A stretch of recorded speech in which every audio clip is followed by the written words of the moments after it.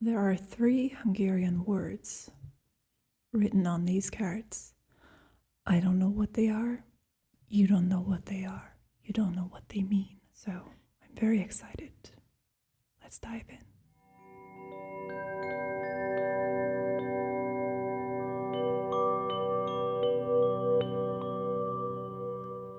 Before we dive in, let me remind you that personal readings are available on my website. So if you're interested, go to the link in the description and check out the different reading types that I offer. And also, if you'd like to support the channel another way, feel free to subscribe, like this video, and leave comments on my videos. Okay, so 3 options, 3 Hungarian words. I'm not going to reveal the meaning of these words beforehand, so you're going to just have to go by what they sound like, what they look like to you, okay? Unless you speak Hungarian, of which there's an astronomically low chance. But if you do, szia. Okay, so the first one. Változás.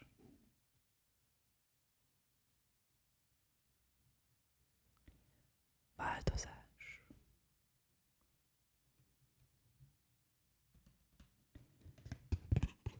Változás. Okay. The second one.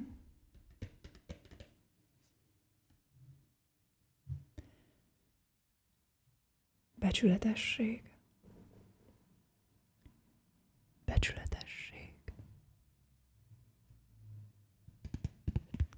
Becsületesség.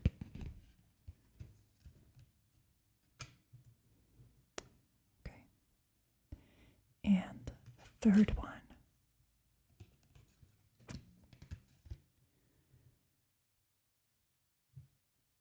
Nagy lelkűség. Nagy lelkűség. Nagy lelkűség. All right. So make your choice. Which one do you like the most? Változás. Becsületesség. Nagy lelkűség. Okay.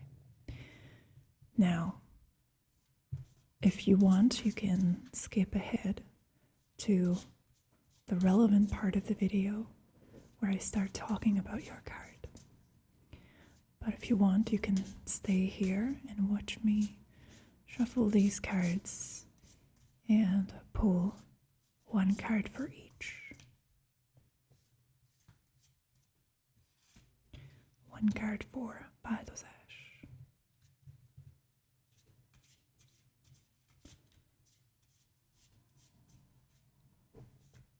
One for becsületesség.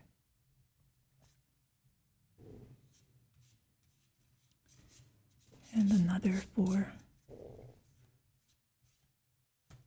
nagy lelkűség. Okay.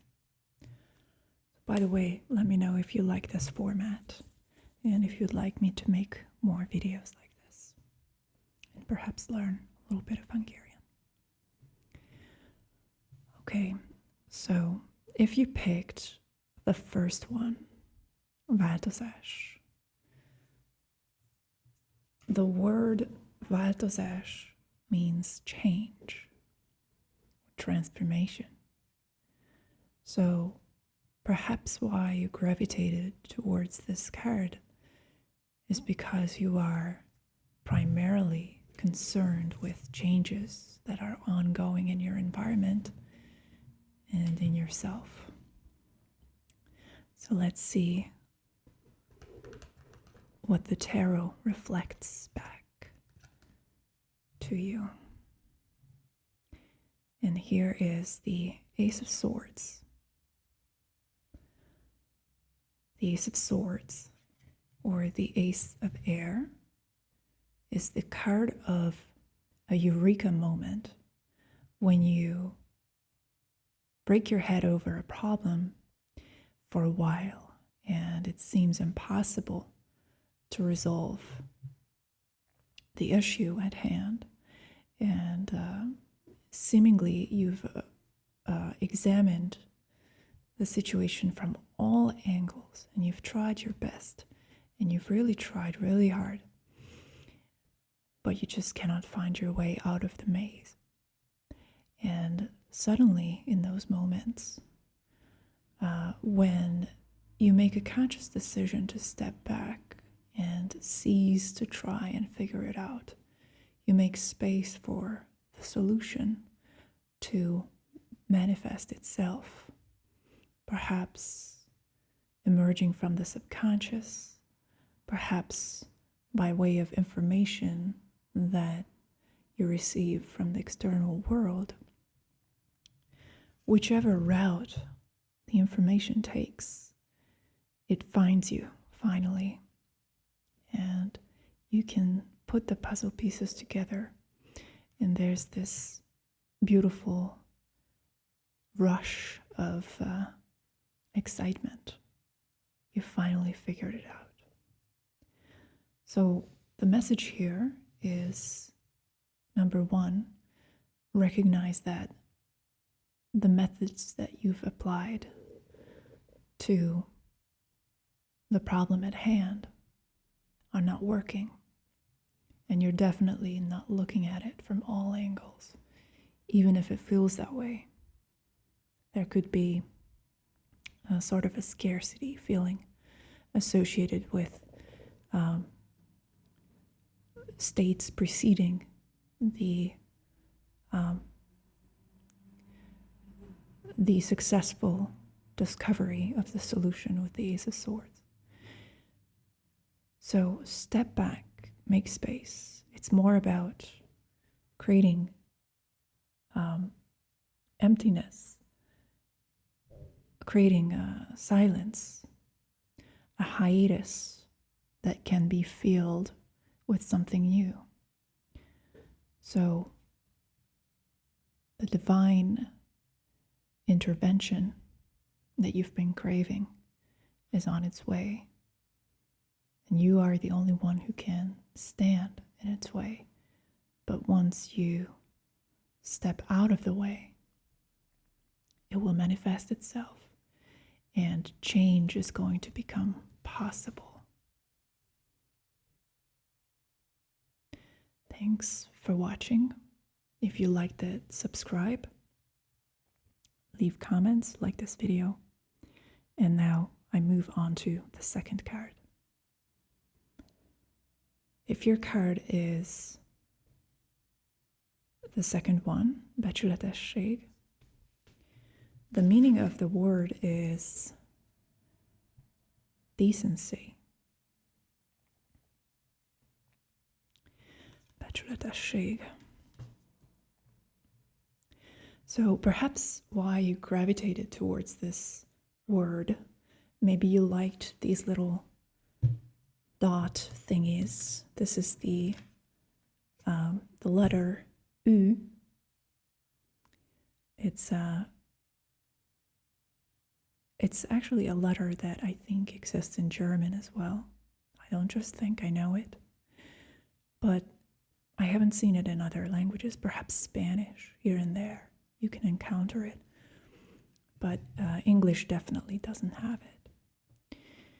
And so, on a deeper level, perhaps why you gravitated towards this is because this is the central theme of your thoughts at this moment. What it means to be a decent human being, what it means to be treated decently, and to treat others decently. And what the tarot is reflecting back at you here is the Eight of Wands. So this is a really busy scene that you find yourself in the middle of. It's almost like a medieval marketplace with all the hustle and bustle and the noises and the smells, the intense sensory input of the world happening moment by moment, people arguing, everyone fighting for a good deal, trying to cut corners and make sure that they come out on top. So this is quite an intense card energetically. It's verging on sensory overload, especially for people who are sensitive. But it also suggests that in your model of decency, or how you think about it,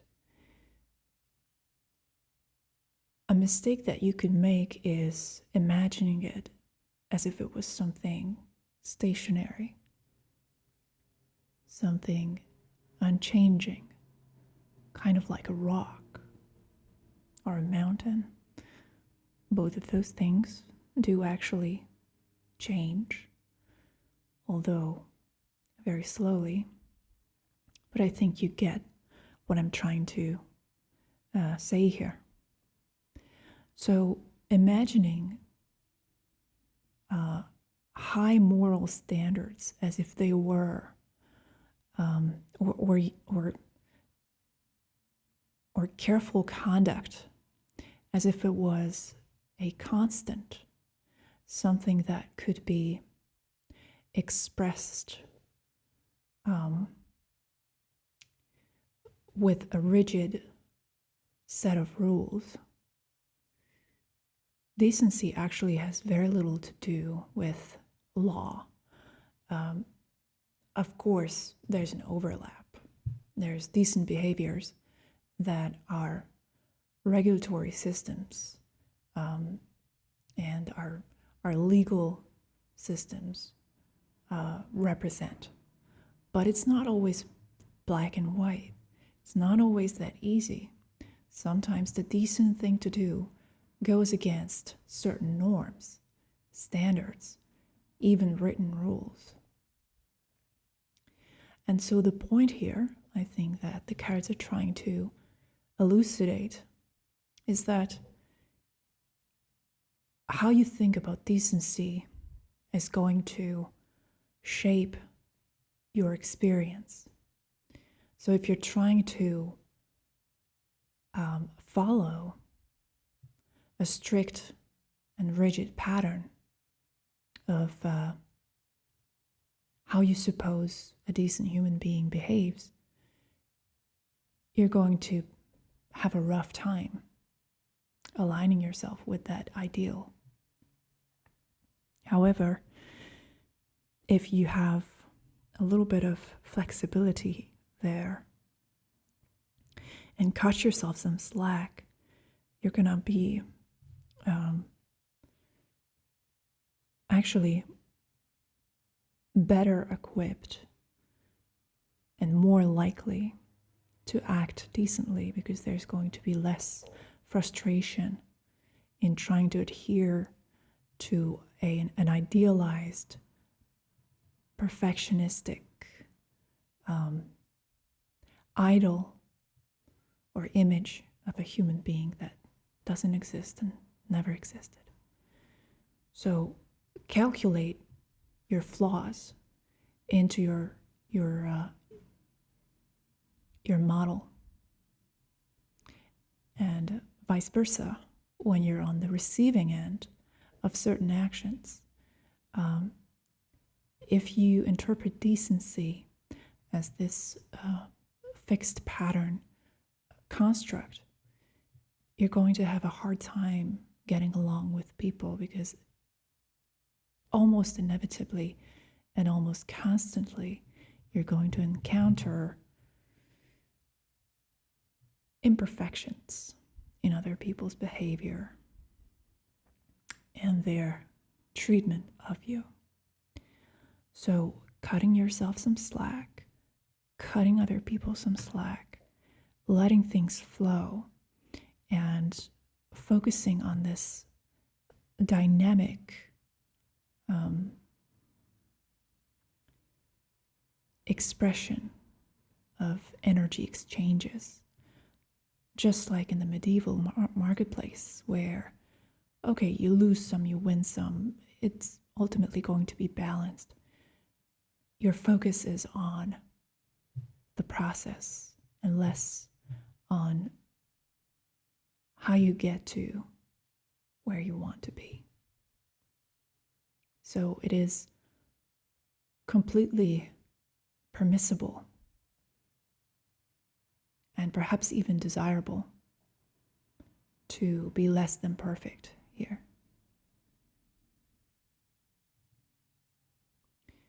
Thanks for watching.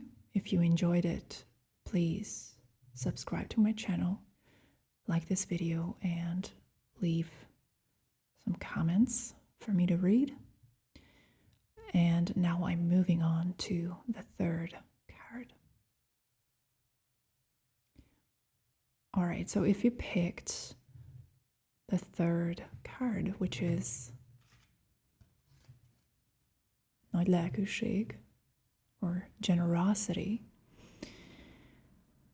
well, looks like your soul or your essence chose this. If we're looking for some kind of deeper underlying subconscious motive, and we're not supposing that maybe you picked this card because you saw the U letter in the middle, you know, these strange kind of thingies, double apostrophes or what have you. If you picked based on what your intuitive instincts were telling you, then the underlying message, generosity, is suggesting that this is a point of contention, a topic that is somehow in the center of your attention this week. So, what about generosity? What does it mean to be generous? It is to give above what is expected, to put it in simple terms. So it's to go the extra mile, and to do that without expecting anything in return. Is this possible for human beings to do? Is this type of non-reciprocal, altruistic behavior, is this something that's even a viable strategy for us? And if so, why are we doing it? And what does this have to do with you? So let's see what the message is. Okay, so here's the Magician. A quite happy-looking, jovial, rotund little kitty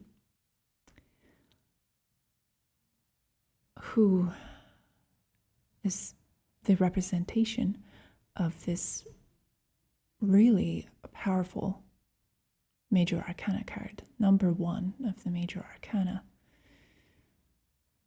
The Magician, the quintessential archetypal creative. So, generosity. It is a creative act. To be generous is to write poems or paint or to create something, anything, to cook a meal and share it with other people, to be part of the creative process as a conduit for greatness, as a channel between the divine and the ordinary world. To put yourself in that position where you're quote unquote downloading or channeling something great that is not yours to begin with.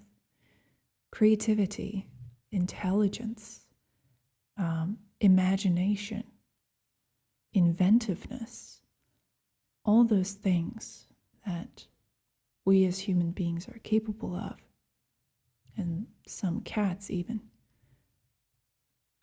Those things, they are gifts that we have received. We didn't work for them. We haven't created them. They are ingrained within us without our conscious efforts. They are available to us. And so we can use those gifts to quote unquote, again, using this strange terminology, download content from the unarticulated, from the realm which precedes language, or the manifest world, from the source. You're capable of collecting some type of yet unexpressed information, let's call it energy. And via the mental representations in your mind that you can manipulate and use for planning how you're going to execute what you would like to do, using that sort of cognitive ability, that capacity, in order to make something tangible, make something real, something that other people can engage with and experience, something that hasn't existed before. Technically, it had existed in this magical realm of the collective subconscious, or this this territory beyond what is phenomenologically available to us. So it's that realm which is beyond the frontier. You can connect to it and you can grab stuff figuratively and bring it to earth. Kind of like Prometheus, who decided to bring fire to the human beings of Earth, and thus made them cognizant of its powers, and made it possible for them to run their society with the help of this invention. Again, seemingly came from nowhere. It just manifested. It somehow happened that we got acquainted with the powers of fire and we started using it. But it did happen. And similarly, you can become this Promethean presence in other people's lives. And that's your true connection with generosity. So we have nothing really to say here that generosity is connected with money or making donations or anything like that. Even though oftentimes we like to associate generosity with these tokens of help. Now, I'm not trying to make light of people who do a lot of philanthropy, but this is just a different kind of generosity that we're talking about here. It's you giving something that is not yours, but you giving it is essential. And at the same time, it's a luxury. The luxury of creativity that you can share with your fellow human beings. So I hope that you enjoyed this reading. Thank you for watching. If you liked it, please like this video, leave some comments, and if you'd like to book a personal reading with me, please go check out my website. Otherwise, see you next week.